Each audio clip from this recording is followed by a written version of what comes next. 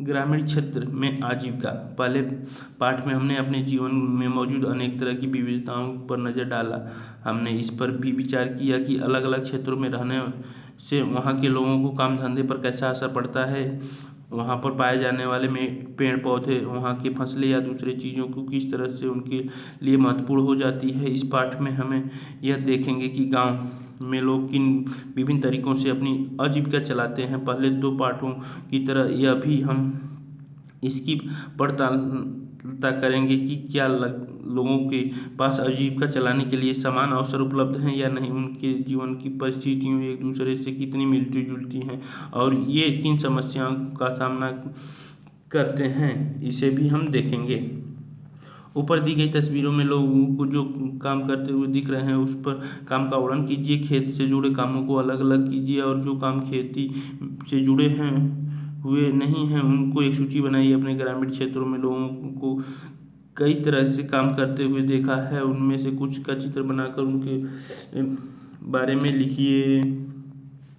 कलपट्टू गांव तमिलनाडु में समुद्र तट के पास पट्टू, यहाँ लोग कई तरह के काम करते हैं। दूसरे गांव की तरह यहाँ भी खेती के अलावा कई काम होते हैं, जैसे टोकरी, बर्तन, घड़े, ईंट, बैलगाड़ी इत्यादि बनाना। कलपट्टू में कुछ लोग नर्स, शिक्षक, धोबी, बुनकर, नाई, साइकिल ठीक करने वाले और लोहार के रूप में अपनी सेवाएं देते हैं।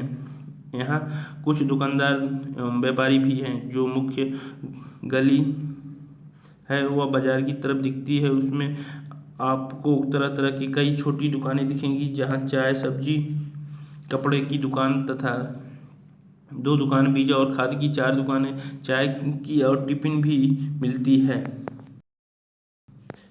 टिफिन का मतलब खाने पीने की हल्की फुल्की चीज़ें, जैसे सुबह इडली, डोसा और उपमा मिलता है और शाम के नाश्ते में बड़ा बोंडा और मैसूर पक्का मिलता है। चाय की दुकान के पास एक कोने में एक लोहार का परिवार रहता है, उसके घर में ही लोहे की चीज़ें बनाने का काम होता है। बगल में साइकिल की मरम्मत की एक दुकान है, वहाँ साइकिल किराए पर भी मिलती है। गांव में 2 परिवार कपड़े धोकर अपनी आजीविका चलाते हैं और कुछ लोग के पास शहर में जाकर काम बनाने और लारी बनाने का काम करते हैं। गांव छोटी छोटी पहाड़ियों से घिरा हुआ है। सिंचित जमीन का मुख्य धान की खेती होती है। ज़्यादातर परिवार खेती के द्वारा अपनी आजीविका कमाते हैं और यहाँ आम और अनाज उगाया जाता है। आइए कुछ लोगों से मिले और कलपट्टू के खेतों में काम करते हैं और देखें कि हम उनकी आजीविका के बारे में क्या सीख सकते हैं। तुलसी, हम सब यहाँ रामलिंगम की जमीन पर काम करते हैं। उसके परिवार के पास कलपट्टू में 20 एकड़ धान की खेती। शादी से पहले भी मायके में धान की खेतों में ही मजदूरी करती थी। यहाँ मैं सुबह 8:30 से शाम 4:30 तक काम करती हूँ। रामलिंगम की पत्नी करुथमा काम की निगरानी करती है। साल में कुछ ही मौके ऐसे होते हैं जब मुझे नियमित रूप से मजदूरी मिलती है, या उन मौक़ों में से एक है मैं धान रोप रही हूँ। जब धान की फसल थोड़ी बढ़ जाएगी तो रामलिंगम हमें निराई के लिए और बाद में कटाई के लिए बुलाएंगे। मैं जब कम उम्र की थी तो निराई कटाई का काम आसानी से कर लेती थी, लेकिन अब जैसे जैसे उम्र हो रही है मुझे झुककर काम करने और देर तक पानी में पैर डुबोए रहने से तकलीफ होती है। रामलिंगम एक दिन में 40 रुपये की मजदूरी ले देता है। मेरे गांव में मजदूरी की रेट से यह थोड़ा कम है, फिर भी मैं मजदूरी के लिए यहीं आती हूँ। रामलिंगम पर मुझे भरोसा है कि काम होने पर वह मुझे ही बुलाएगा। बाकी लोगों की तरह वह आस पड़ोस के गांव में सस्ते मजदूरी ढूंढने नहीं जाता। मेरी पत्नी रमन भी एक मजदूर है। हमारे पास कोई ज़मीन नहीं है। साल के इन महीनों में वह खेतों में कीड़े की दवाई छिड़काता है। जब खेतों में कोई काम नहीं मिलता तो उसे पास के खाने से पत्थर या नदी से बालू ढोने का काम मिल जाता है। वे पत्थर और बालू के पास के शहरों में मकान बनाने के लिए ट्रक से ले जाए जाते हैं। खेत में काम करने के अलावा मैं घर का सारा काम करती हूँ। मैं घर मैं सबके लिए खाना बनाती हूँ, कपड़े धोती हूँ और सफाई करती हूँ। दूसरी औरतों के साथ जंगल से लकड़ी भी लाती हूँ। गाँव के करीब 1 किलोमीटर दूर बोरवेल है जहाँ से पानी लेकर आती हूँ। मेरे पति घर का सामान जैसे साग सब्जी खरीदने में मेरी मदद करते हैं। बीड़ी बनाना, कटाई, निराई, रोपाई दे रखा है। नवंबर दिसंबर दे रखा है। जनवरी फरवरी मार्च अप्रैल मई जून जुलाई अगस्त सितंबर अक्टूबर। क्या तुलसी को साल भर कमाई के मौके मिलते हैं? ऊपर दिए गए चित्र के आधार पर बताइए। हमारी 2 बेटियां हमारे जीवन की खुशी है। हमारे जीवन की खुशी है। दोनों ही स्कूल जाती है। पिछले साल एक बेटी बीमार पड़ गई थी तो उसे शहर के अस्पताल ले जाना पड़ा। हमने उसके इलाज के लिए रामलिंगम से उधार लिया था और उस उधार को चुकाने के लिए हम अपनी गाय बेचनी पड़ी। तुलसी के काम का विवरण दीजिए और यह रमन के काम से कैसे अलग है? तुलसी को अपने काम के लिए बहुत कम पैसा मिलता है। आपकी समझ में खेती में काम करने वाले मजदूरों को कम पैसे पर काम क्यों करना पड़ता है? आपके क्षेत्र में या पास के गांव में कौन सी फसल उगाई जाती है? वह खेतिहर मजदूर किस तरह के काम करते हैं? अगर तुलसी के पास खेती की जमीन होती तो कमाई यानी आजीविका के तरीके कैसे अलग होते? चर्चा कीजिए। जैसे कि आपने तुलसी की कहानी में पढ़ा कि ग्रामीण इलाकों में गरीब परिवार का बहुत सारा समय पानी और जलावन की लकड़ी लाने एवं जानवरों चराने में बीतता है। इन कामों से कोई पैसा नहीं मिलता है, लेकिन गरीब परिवार में ये बहुत महत्वपूर्ण हो जाता है कि वे मजदूरी से जो थोड़ा पैसा मिलता है उससे गुजारा नहीं होता, पर घर चलाने की और ज़िंदगी बसर करने के लिए इन कामों को करना पड़ता है। हमारे देश के ग्रामीण परिवारों में से करीब 4% खेतिहर मजदूर हैं, जो कुछ के पास जमीन के छोटे छोटे टुकड़े हैं, बाकी तुलसी की तरह भूमिहीन है। कई बार जब पूरे साल उन्हें काम नहीं मिल पाता तो मजबूरन काम की खोज में उन्हें दूर दराज के इलाकों में जाना पड़ता है। इस तरह का पलायन कुछ विशेष मौसम में होता है। शेखर, हमें यह धान अपने घर लेकर जाना है और मेरे परिवार ने अभी अभी फसल की कटाई पूरी की है। हमारे पास बस 2 एकड़ ज़मीन है। हम अपने खेत का सारा काम खुद ही कर लेते हैं और मैं कई बार कटाई के समय दूसरे छोटे किसानों की मदद ले लेता हूं और बदले में उनको खेत में कटाई करवा देता हूं।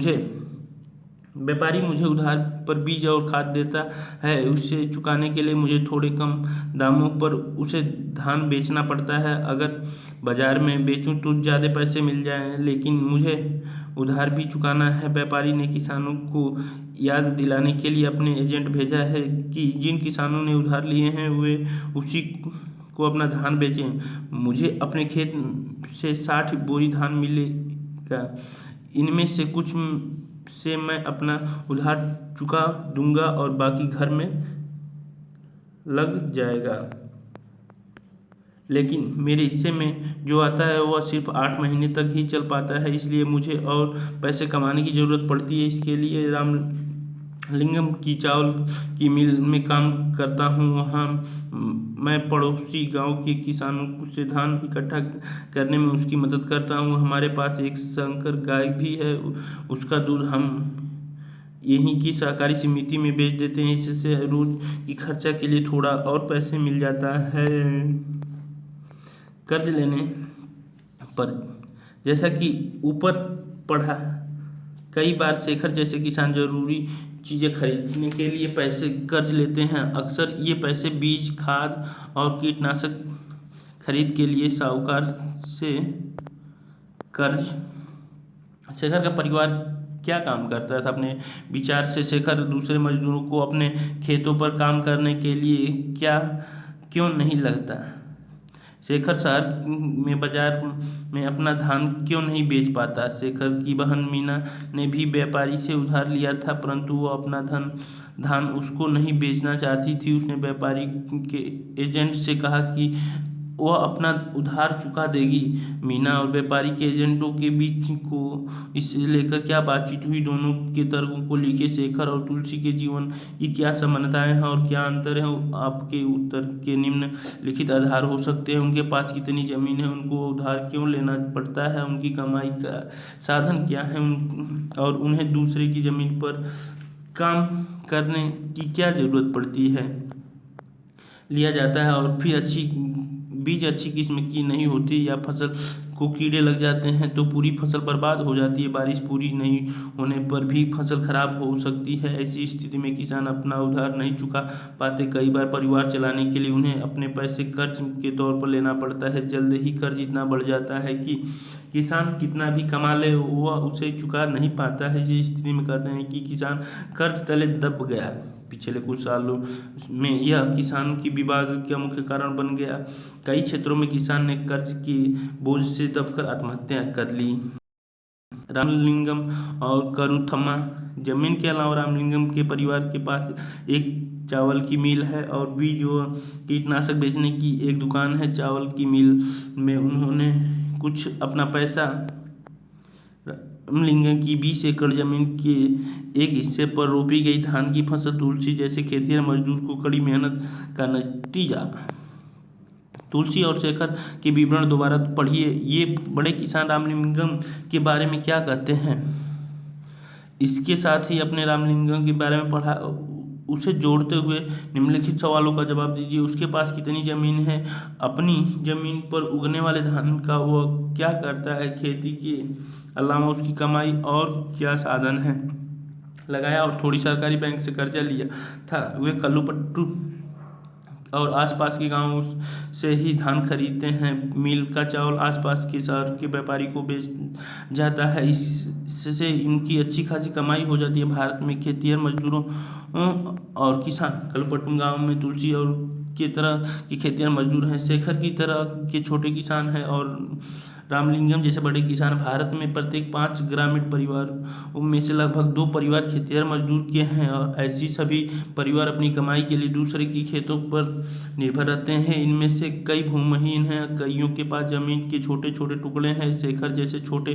किसानों को ले तो उनकी ज़रूरत के हिसाब से खेत बहुत ही छोटे पड़ते हैं। भारत के 80% किसान की यही हालत है कि भारत में केवल 20% किसान रामलिंगम जैसे बड़े किसान की श्रेणी में आते हैं। ऐसे किसान गांव के अधिकतर जमीन पर खेती करते हैं और उनकी उपज का बहुत बड़ा भाग बाजार में बेचा जाता है। कई बड़े किसान ने अन्य काम धंधे भी शुरू कर दिए हैं, जैसे दुकान चलाना, सूद पर पैसा देना, छोटी छोटी फैक्ट्री चलाना। ऊपर दिए गए आंकड़ों को देखते हुए आप यह कह सकते हैं कि भारत के अधिकतर किसान गरीब हैं। आपकी राय में इस स्थिति को बदलने के लिए क्या किया जा सकता है। हमने कल्लूपट्टू में होने वाली खेती के बारे में पढ़ा। ग्रामीण क्षेत्रों में खेती के साथ साथ लोग जंगल की उपज और पशुओं आदि पर निर्भर रहते हैं। उदाहरण के लिए मध्य भारत के कुछ गांवों में खेती और जंगल की उपज दोनों ही आजीविका के महत्वपूर्ण साधन हैं। महुआ बीनने, तेंदुए के पत्ते इकट्ठा करने, शहद निकालने और इन्हें व्यापारियों को बेचने जैसे काम अतिरिक्त आय की मदद करते हैं। इसी तरह सहकारी समिति को या पैसे के शहर के लोगों को दूध बेचना भी कई लोगों के लिए आजीविका कमाने का मुख्य साधन है। समुद्री तट इलाकों में हम देखते हैं कि पूरे गांव मछली पकड़ने में लगे हुए हैं। आइए अरुणा और परिवेलन के जीवन के बारे में पढ़कर मछली पकड़ने वाले एक परिवार के बारे में थोड़ा और जानें। यह परिवार कल्लूपट्टू के पास पुदुपेट नामक गांव में रहता है। ये नागालैंड की सीढ़ीनुमा खेती। यह एक गांव है जिसका नाम चिजामी है। यह नागालैंड के फेक जिले में है।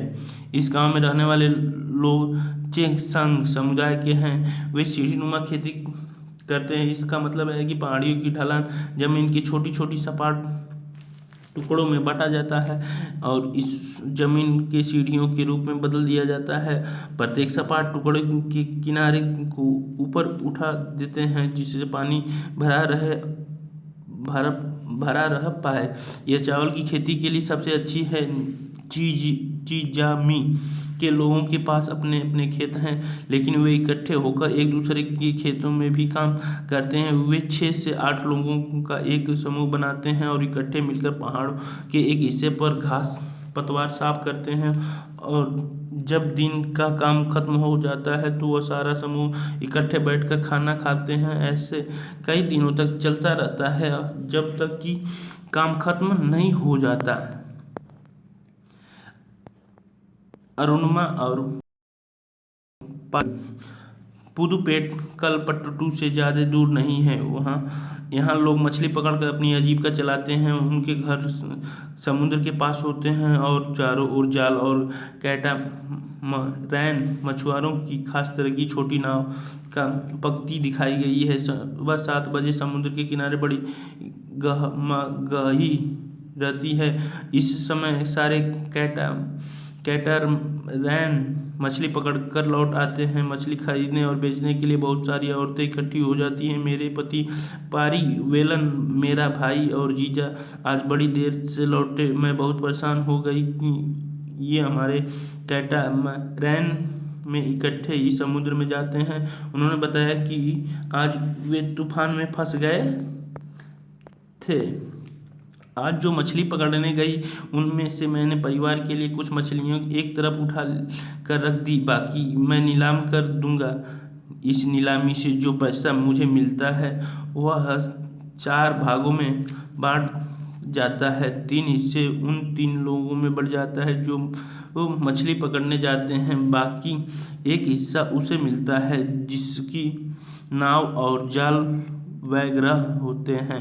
चूंकि जाल और कैटामरैन और उसके इंजन हमारे हैं तो वह हिस्सा भी हमें ही मिल जाता है। हमने बैंक से उधार लेकर इंजन खरीदा जो कैटामरैन में लगा हुआ है। इससे ये लोग समुद्र में दूर तक जा पाते हैं और ज़्यादा मछलियाँ मिल जाती हैं। नीलामी में जो औरतें यहाँ से मछलियाँ खरीदती हैं और टोकरों भर भर के पास के गाँवों में बेचने के लिए ले जाती हैं। कुछ व्यापारी भी हैं जो शहर की दुकानों के लिए मछलियाँ खरीदते हैं। मैं दोपहर 12 बजे तक ही नीलामी का काम निपटा पाती हूँ। शाम को मेरे पति और बाकी रिश्तेदार मिलकर जाल को सुलझाते हैं और उसकी मरम्मत करते हैं। कल सुबह 2 बजे वे फिर समुद्र की तरफ चले जाएंगे।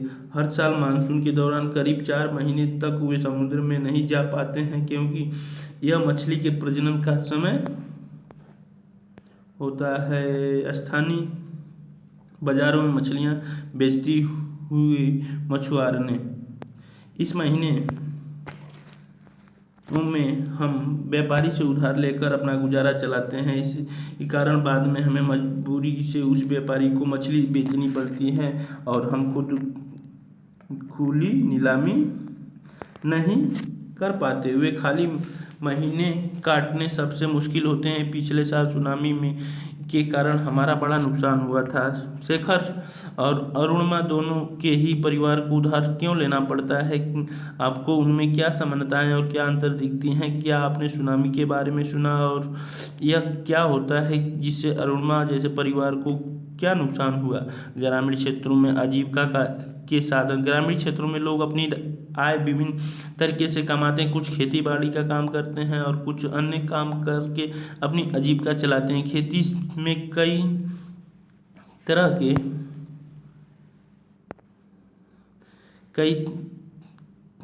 में कई तरह के काम शामिल हैं, जैसे खेत तैयार करना, रोपाई, बुआई, निराई और कटाई। फसल अच्छी हो इसके लिए हमें प्रकृति पर निर्भर हैं। इस तरह जीवन ऋतुओं के इर्द गिर्द ही चलता है। बुआई और कटाई के समय लोग काफ़ी व्यस्त रहते हैं। मैं और दूसरे समय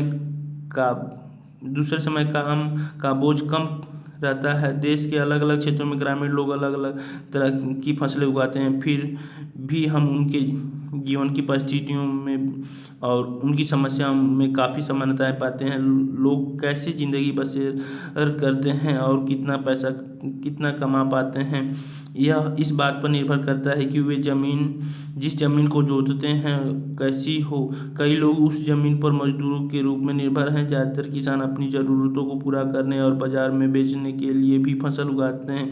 कुछ किसान को अपनी फसल उन व्यापारियों को बेचनी पड़ती है जिनसे वे पैसा उधार लेते हैं। गुजर बसर करने के लिए कई परिवारों को काम की खातिर उधार लेना पड़ता है या फिर तब लेना पड़ता है जब उनके पास कोई काम नहीं रहता है। ग्रामीण क्षेत्रों में कुछ परिवार ऐसे भी हैं जो बड़ी बड़ी जमीन व्यापार व अन्य काम धंधों पर फल फूल रहे हैं। फिर भी ज़्यादातर छोटे किसान, खेतिहर मजदूर, मछली पकड़ने वाले किसान परिवार और गांव के हस्तशिल्प का काम करने वाले लोगों के पूरे साल रोजगार नहीं मिल पाता है। ये प्रश्न और आंसर यहाँ नीचे दी गई तालिका में आप नोट कर सकते हैं।